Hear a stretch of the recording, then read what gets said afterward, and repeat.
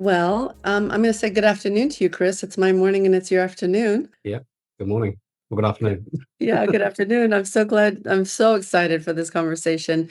I will introduce you in just a bit, and then I'll pass it on to you. But I just want to welcome our viewers and our listeners to this podcast. If you haven't joined us before for any of these past conversations, I'll just do a quick sort of setup about what this is about. Super casual, authentic, not scripted. Chris doesn't really know what I'm going to be asking, and it's not an interview. This is just a conversation, and really, it's more about what Chris has to offer us regarding the topic of curiosity. And I will say this about Chris Cable, my guest, is that I think you, Chris, are one of the most curious people I know. The many conversations we've had could go on for many, many, many hours, and they just meander around. I think we both just find life and the world and all things in it super fascinating. So I'm really, really happy to have you here today. My goal out of this podcast and the blog articles that I write, the blog pieces, really they come from just having had a lifetime of curiosity, almost an insatiable curiosity. That's not good or bad. It's just the way it is. And when I was an analyst in high tech, I was happy. I mean, I found it to be interesting, but I started to wonder why my mind kept going to other things, and I was still curious about so many other things. And then I started to become curious about other people's curiosity, and I started to wonder and notice that perhaps not everybody was as curious as I am, and I got curious about that. So that was a good 20 years ago. Fast track to now, as you know, Chris, do coaching and training with individuals and organizations in helping them be at their best. And the more I research and think about curiosity, the more I'm convinced that it is really the basis for everything, for well-being, for our mental state, our mental health, our physical health, certainly for relationships, because it plays a huge role in communication. And so that's why I wanted to do this. I just hope that it sparks interest in our listeners and viewers and readers of the blogs. And so that's kind of it. So I will stop there and turn it over to you, Chris. Thank you again so much for joining me today. No, thank you for inviting me to have this conversation. It's really interesting, and thanks for the wonderful introduction as well. Very kind. I don't know if I am naturally a curious person. I think some of our conversations in the past have led me to be curious, but I wonder if it's a two-way street rather than a one-way street. So I think sometimes perhaps your curiosity makes me curious in the conversations we've had. So it's definitely something I'm working on personally as well. So yeah, very excited to have this conversation.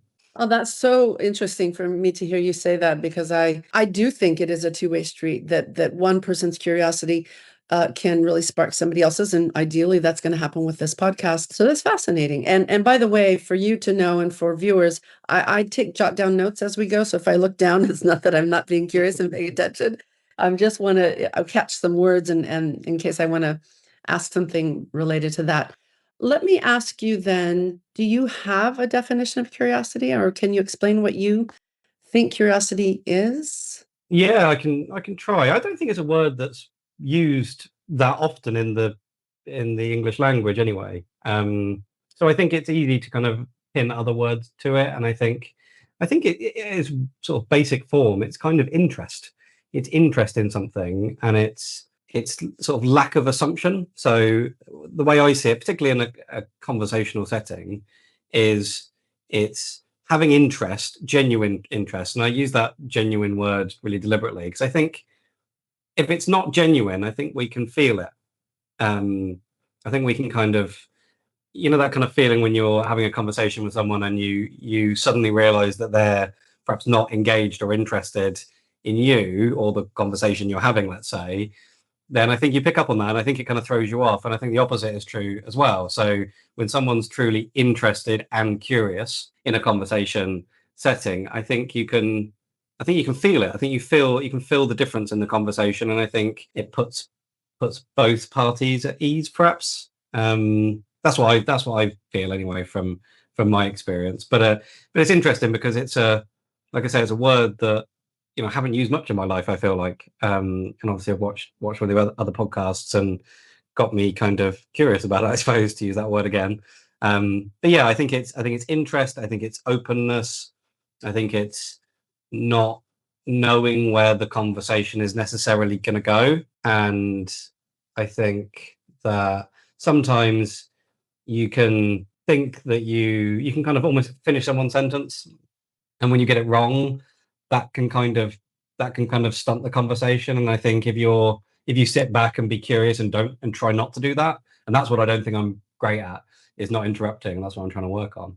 And I think if you can do that and be curious, sometimes the conversation goes in places that you might not have done otherwise, right? Oh my gosh, Chris, I'm serious. Those are just some gems. There's so much in there that I wanted to ask about. You really actually captured so many of the aspects that I think are, for me, most important about curiosity. I'm just going to grab a few words.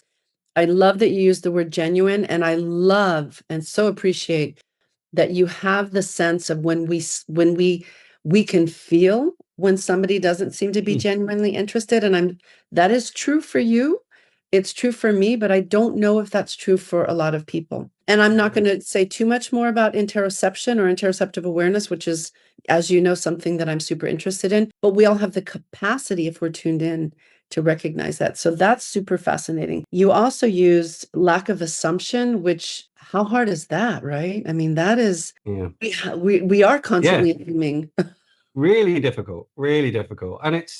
And again, can't speak for others, but my personal experience is I tend to believe that I know the answer, or I'm right, or I try and that's the way my brain feels like it's organically wired to a degree. I definitely don't know the answer, but I sometimes approach conversations like that, and I think if you do, then it's very narrow, it's very closed, and it means that, like I say, it means that you're assuming you know the answer, you know what the answer is or where the conversation's going, and sometimes it could be completely wrong. And like I say, I guess it opens opportunity is another way of saying it. So I think people that are curious, perhaps in conversations, if you were to graph it, maybe their openness of opportunities and receiving opportunities would be greater. Those that are more curious than less, I would guess. I think it does. It definitely opens opportunity. I think that's actually a piece that I haven't been really thinking that much about. But I mean, you articulated thoughts that I have. I just hadn't put it in that word. So, yes, the openness that you mentioned, openness to opportunity, spot on. I think that's absolutely in line with how I feel about it. You work in a highly technical field. So you're around a lot of engineers, Yeah. technical people, as I was in my previous career. However, I did work in research and development, so there's something innately curious about those who are drawn to research. But let me actually pause on that and let me ask you a question around that. I've been really curious, and so looking into different types of curiosity, as well as almost something that's curious adjacent, things that we might think indicate curiosity, but actually might more accurately be described as needing to close the gap of knowledge. And I wonder, maybe this is getting too heady, but I wonder if your sense is that that genuine curiosity that you've been talking about is different than I don't know that, I'm uncomfortable not knowing that. I need to research or find out the answer to that. Do you think there's a difference? Yeah, what you just said made me think about sort of vulnerability, really. It's the do I know the answer to that? And it's almost, I think I say a lot of work, and in my role, and it's this might be a silly question, but I'm just going to ask it anyway. And I think that's worked really well for me to not, it might be a silly question, it might be something I should know, but if I don't know, then I'll ask it, because I think that ties into curiosity. Because if you don't ask, then you again might go down that route of assumptions and take the wrong path. But yeah, I mean, just to back into the industry piece you were talking about there, I used to be technical. I used to do work in the field in the telecommunications sector, and now I'm more in the managerial side. So I'm less technical than I used to be, but certainly surrounded by technical people. And but I do think as an industry, there is a lack of curiosity in large parts of the industry. So I think it's very driven by numbers and delivery and what the status quo is, I suppose, versus new ways of doing things. And I think that's an area where curiosity can play a role as well. I think that's a very interesting and I think well thought out, very smart, clever look at that because I now am in the field of, I guess you could say, psychology. I'm fascinated by people and what helps us be at our best. I think having genuine, open curiosity helps us be at our best. Research shows it does, but organizations might feel like it's a waste of time because of what you just said. So, because I know you also manage people, and I think you're probably a very good manager of people, and I don't even know if that's the right word because I think what you do is manage has a certain connotation. Yeah. You encourage people, right? Whatever. I don't know if we don't have to wordsmith that, but because you're both technical and very people oriented, and as I remember from conversations, you also love spreadsheets and solving problems. So all of those pieces come together in you, but you don't seem to get too stuck in any one of those problem solving mode, spreadsheet mode, ROI numbers mode, and people mode. How do you do that? I don't actually, but I know exactly what you mean. I think people are generally quite sort of analytical, or they tend to be people. I suppose that's I suppose they're not opposite things, but then they're generally separated, I guess. But I feel like I need a bit of both of those things, particularly in my professional work. So sometimes, I need to exercise that part of the brain that's problem solving, doing either like tool-based things, Excel-based things, formula-based things is what I really enjoy. So script and formula and things like that. But then also, if I don't, get out and see people and face to face, by the way, versus over video, then I feel like I'm missing something there as well. So yeah, for some reason, that both of those things seem to be something that I need to feel content and feel happy, I guess. That's fascinating and not surprising to hear you say that. What was bubbling up for me in my mind as I was listening to that last bit is and then you ended up by saying feeling happy. But I think you're sensing it kind of back to the early part of this conversation when you said you're talking about, you can feel it when somebody doesn't seem to be Mm. genuinely curious. And I do agree with you, and I think researchers would agree with you. This is linked to curiosity because I'm curious about your curiosity about yourself. So, Okay. so there is a Yeah. linkage. Do you sense, and I'm going to use the word imbalance. I don't know if that's the right word, but do you sense that need or that need for adjustment or balance? How do you know you need to shift? Yeah, I think it's partly experience. So I've known that if I almost feel burnt out if I just, you know, zone in on one thing for too long, and I've learned that if I don't, go to a customer office and sit down with people and have interactions, that I notice the difference in my mood. So it's partly just experience based, but it's also, I guess, a natural direction towards it. So if I've got a list of things on my desk, I'll sometimes gravitate towards the where I'm going to, get stuck into this spreadsheet and spend time trying to figure out this reporting or figure out this formula or figure out a way of showing data in a different way. And that'll be almost like a bit of almost a relaxation, to one of a better phrase. It's a nice thing for me to do. It's a quiet thing for me to do on my own. But then I guess it's a yin yang. So then the opposite will be true. So I'll crave to go and, spend some time with people and have good meaningful conversations. Wow. Okay. So follow-up question about that for myself and for the viewers because or listeners because I think there's a lot in what you're saying that's going to spark a lot of interest, and I'm hoping that people will then ask themselves the type of questions that maybe I'm asking you. So you mentioned that you might sense that you're feeling burnt out if you're so invested in one way of processing information or being.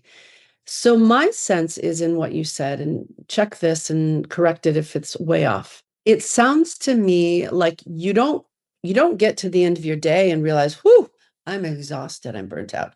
Somehow throughout the day, within reason, and you make adjustments. It's almost like just in time adjustments. Is that true? Yeah, I would say that's accurate. I think that's really true. It might be sometimes so that resonates. Sometimes you get to the end of the day and you think, well, I've Mhm. just been working on this one thing and I feel exhausted from it. But I think and you would know more about how the brain works in this sense, but I feel like it's almost it's like a battery. So you can almost run down your battery of your analytical part of your brain, But the same is true for social, right? You can almost over socialize and you can be exhausted from social interactions. You might have a week where you're in workshops with people all week trying to brainstorm problems.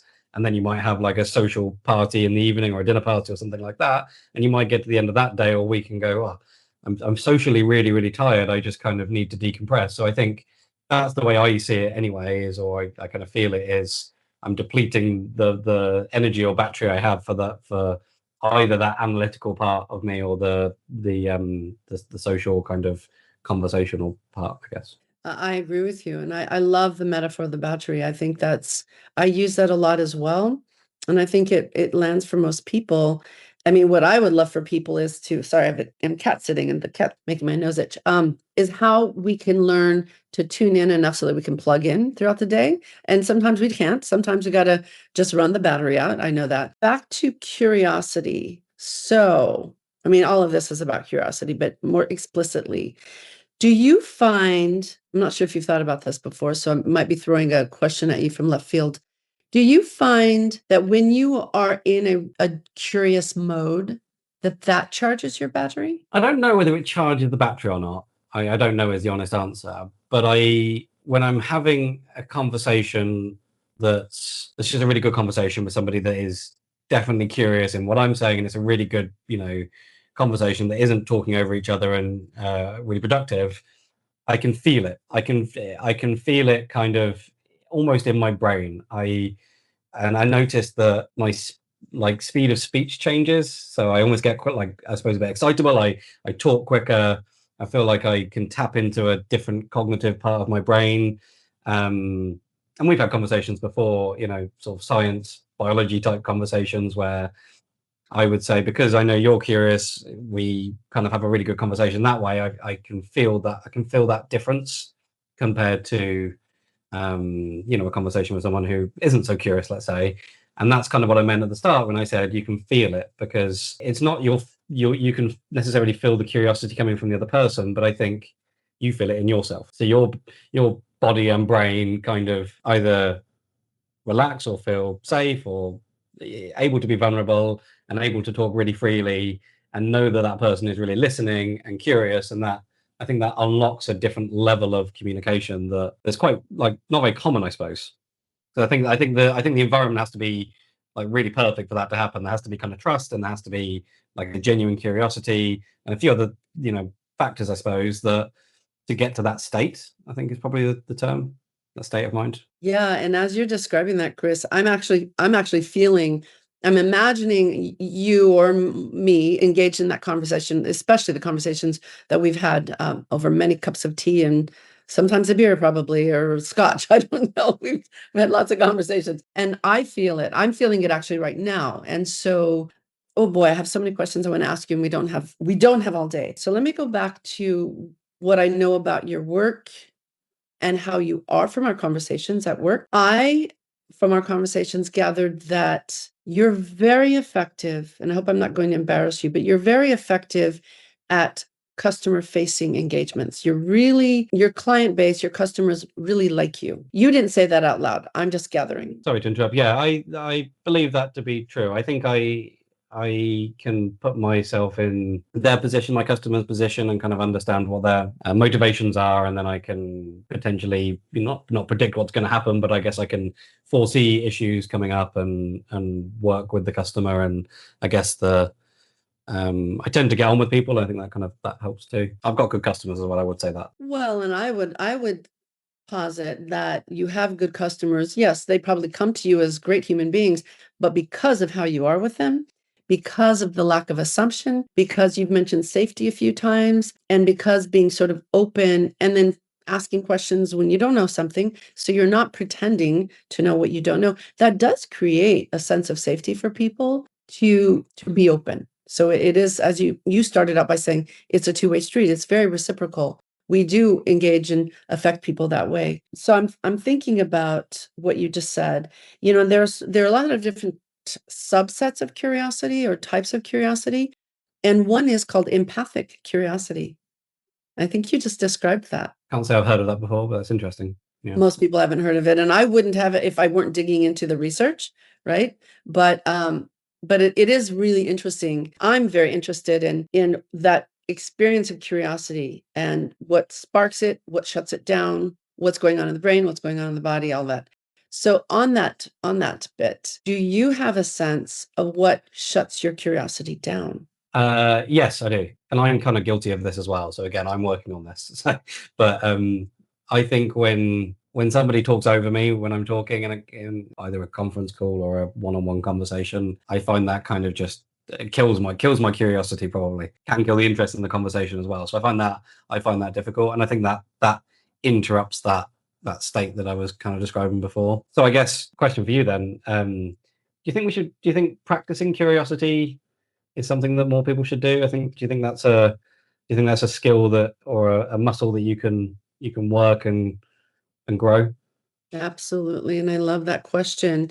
It is true. It is a capacity that I think all human beings come with.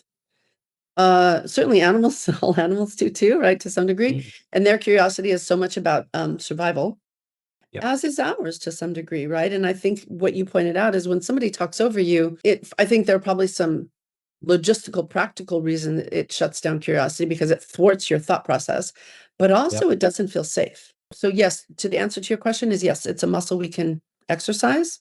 I think it's very important to do that personally. Otherwise, I wouldn't even be bothering with this topic. And again, researchers would back that up. But I want to go back to your customer relations abilities. I'll bet. I wish I could interview your clients, your customers, because I imagine even if they're not aware of it, if we were having a conversation, they would say something like, "Hanging out or talking with Chris, I just feel like he sees me. I feel like he wants to know what I need. He listens to me." And that openness that you talked about from the beginning of this conversation, it is also something we can practice, being open, and that is an aspect of curiosity. So, yeah, but the psychological safety piece, which is discussed more in the UK than it is right now in the United States, I think is a real key piece to teamwork and healthy organizations. I wonder what you would say about that. yeah, I would agree. I think it is really important. I think maybe it is more prominent in the UK than the US, but um, I still think it's probably not talked about enough or not focused on enough. I think the industry that I work in is quite a small industry. It's not massive in terms of kind of everyone generally knows everyone. It's a reputational sort of based industry, I would say, and I think I still think there's a way to go. Like I said, I think things are done kind of in an old school way, and they're kind of done the way they were done. And I think there's like I said before, there's room for more curiosity, more openness, and more exploring different ways to do things that aren't just you know technological advancements. So instead of sending people to site locations, sending a drone, like that's an example of innovation. But I think there's more innovation to be done in the kind of the people and the interactions and the way that we interact as humans together. Particularly where you have multi-tiered relationships. So you might have a supplier doing something on site, and then you might have a vendor in between, and then you might have a small works contractor in between that, and then you'll have the end operator, and then you ultimately have the end user. There's quite a long chain of different companies and different people, and how they interact, and it is very much built a bit like almost like a food chain kind of thing with the operator at one end and the people doing the work at the other. And I think that the appreciation of all of the humans in between and the interactions is something that could definitely be worked on. It's difficult to do, but I think it's important. Well, I would love it if organizations would adopt this. I'm going to call it a philosophy, for lack of a better word, right now. This approach, because I do think that as human beings, we do underrate, if you will, the value of what we've been talking about. And I know business is a numbers game, but if more of us could recognize that those numbers could be enhanced with what you just described, with weaving in opportunities to have conversations like this, to practice as you described that or exercise that curiosity muscle, I think the numbers would improve. I think that it actually will make us more efficient. I completely agree. I think there's a gap between the if we did these things, the numbers would get better and the spending the money to get there, and knowing that spending the money would get there, there's that gap, I think. If I probably haven't described that very well, but I guess it's taking that leap, isn't it? It's taking the leap and committing to it. And yeah, I think in some ways things have gone better, but in other ways, with more working from home since the kind of COVID times has probably taken a step back in that way too. A lot of people, still working from home the vast majority of the time. I'm kind of one of those too, but I try and get out and about, once a week at least, if not two, to either internal teams or to see customers. Because again, it feels like a bit of a compulsion I have. It feels like it's something I need to do. I like that word compulsion because sometimes it's taken negatively, but compulsion is just this urge to move towards something or do something.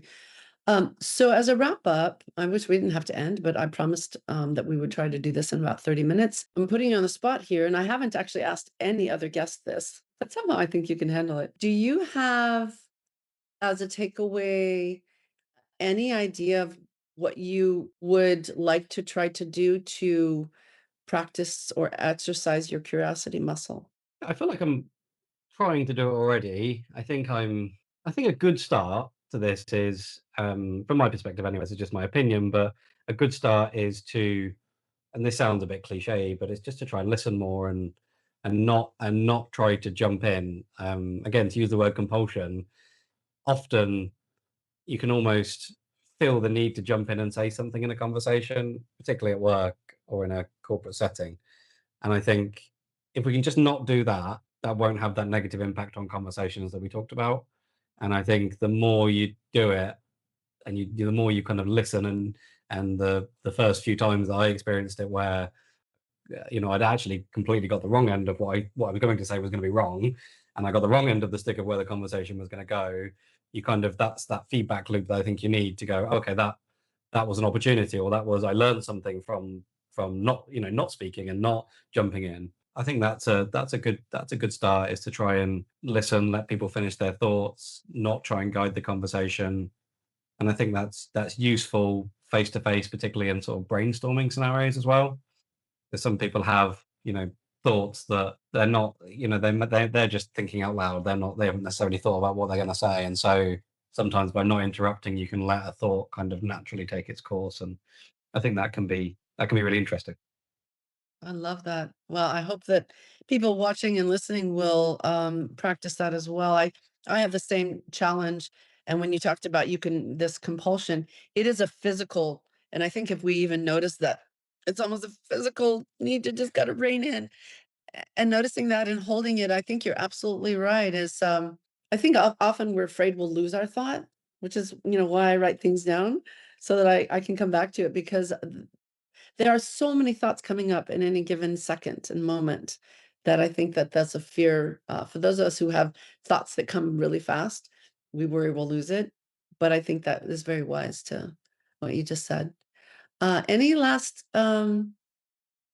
comment or point that Yeah, you I want? have one. Just I know we're running out of time, but I have one more comment in line with what you just said, and I think I don't know if this to be true, but I feel like it is, so I'll say it. I think if you were in that state of, I wish we had a name for it, but if we're in that curious state, let's say, of a really good conversation, I think when you're in that state, like I talked about before, I think cognitively, I feel a difference in my brain.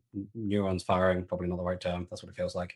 Um, and I think because of that, the instinct is to jump in and say something because your brain is firing quicker and because you've got so many thoughts and ideas. So I think discipline is another key word that I guess we didn't mention or talk about, but when I think it goes hand in hand. So it's if you're having a really good conversation and both parties or multiple parties have good curiosity, and I think that leads to only good things and good conversation.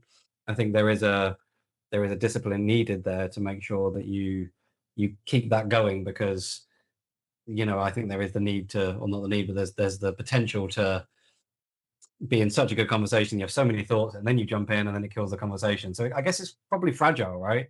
And I think that's a that's another interesting thought maybe to take away and maybe ask other people about. It's a wonderful thought.